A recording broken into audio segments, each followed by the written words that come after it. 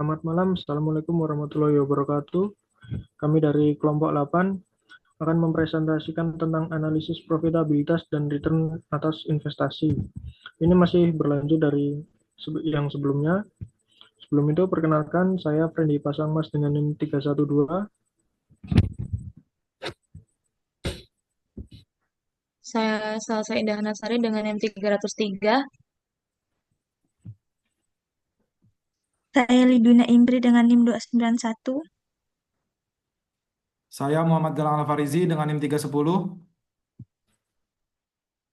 Saya Muhammad Rashid Al-Batul dengan yang 364.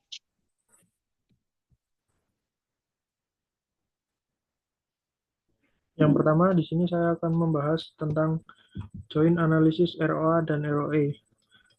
Jadi ROA ini adalah untuk mengukur efisiensi perusahaan dalam menghasilkan laba dari total aset.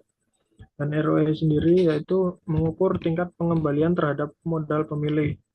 Nah, untuk tujuan joint analysis ini bertujuan untuk menganalisis hubungan antara ROE dan ROA untuk mengevaluasi efisiensi penggunaan aset, pengaruh struktur pendanaan, dan dampak leverage terhadap profitabilitas pemilik modal.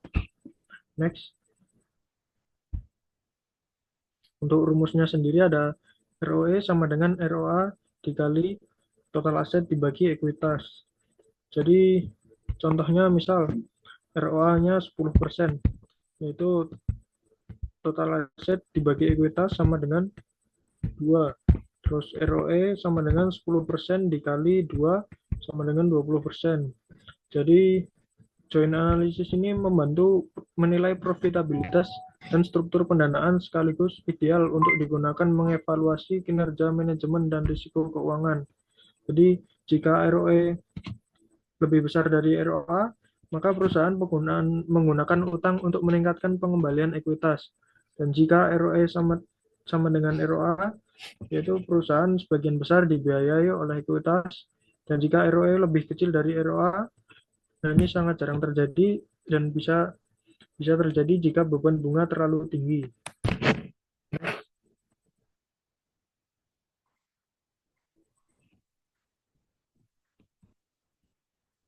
Oke, selanjutnya ada dua poin analisis. Dua poin analisis adalah metode analisis keuangan yang digunakan untuk mengevaluasi kinerja perusahaan dengan memecah return on equity atau ROE ke dalam beberapa komponen utama.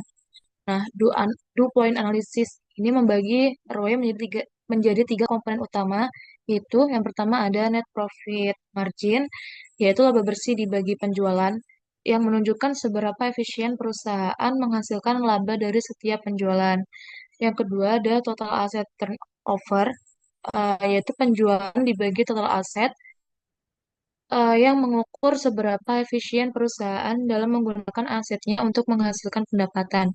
Yang ketiga ada equity multiplier, yaitu total aset dibagi ekuitas pemegang saham, yang menunjukkan sejauh mana perusahaan menggunakan utang untuk membiayai asetnya.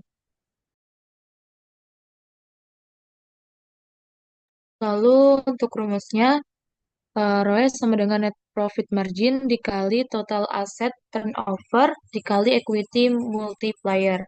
Melalui pendekatan ini, manajemen dan analisis keuangan dapat mengidentifikasi apakah tingkat pengembalian ekuitas yang tinggi disebabkan oleh margin keuntungan yang tinggi, efisiensi penggunaan aset, atau leverage keuangan yang besar.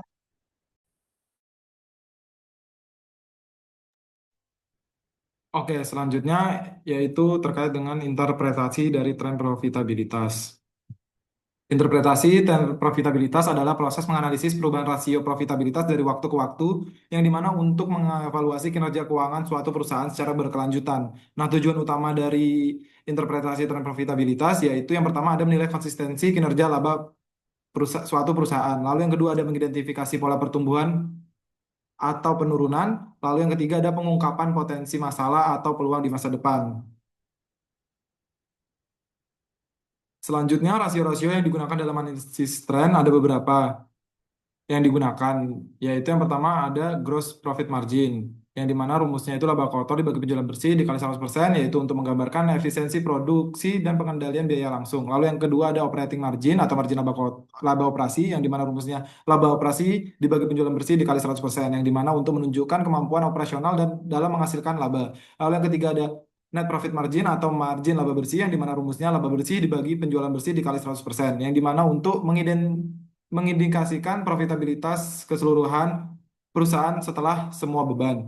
Lalu yang keempat ada return on asset, yang dimana rumusnya laba bersih dibagi total aset dikali 100%, yang dimana menunjukkan seberapa efisien aset digunakan untuk menghasilkan laba. Dan yang terakhir ada ROE atau return on equity, yang dimana rumusnya laba bersih dibagi ekuitas pemegang saham dikali 100%, yang dimana untuk mengukur pengembalian atas investasi pemegang saham. Selanjutnya, Selanjutnya itu ada faktor eksternal profitabilitas. Yang pertama itu kondisi ekonomi makro. Jadi pertumbuhan ekonomi, inflasi, suku bunga, dan nilai tukar sangat mempengaruhi daya beli konsumen dan biaya pinjaman. Contohnya saat inflasi tinggi, biaya bahan baku naik menekan margin laba perusahaan. Yang kedua itu regulasi dan kebijakan pemerintah. Jadi pengenaan pajak, regulasi lingkungan, dan perizinan usaha bisa menambah beban biaya atau membatasi operasional. Contohnya, pengenaan pajak karbon pada industri energi akan mengurangi profitabilitas jika tidak disiasati. Yang terakhir itu ada perubahan teknologi. Jadi teknologi baru bisa meningkatkan efisiensi atau sebaliknya membuat teknologi lama tidak lagi kompetitif. Contohnya itu ada perusahaan yang lambat beradaptasi terhadap e-commerce akan kehilangan pasar dan laba. Next.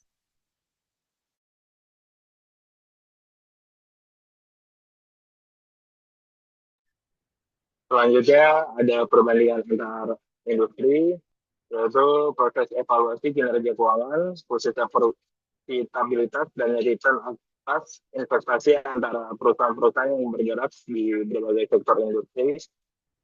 Siklus produk juga bisa diperluas dan diterapkan pada suatu industri. Contohnya industri A tinggi, monopoli, profit marginnya. Industri B sedang oligopoli, profit margin, atau kompetisi perputaran aktiva monopolistik atau kombinasi keduanya.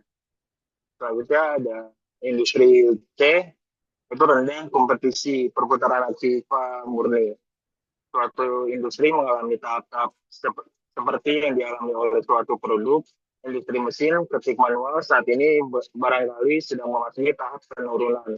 Industri komputer saat ini barangkali sedang berada pada tahap pertumbuhan.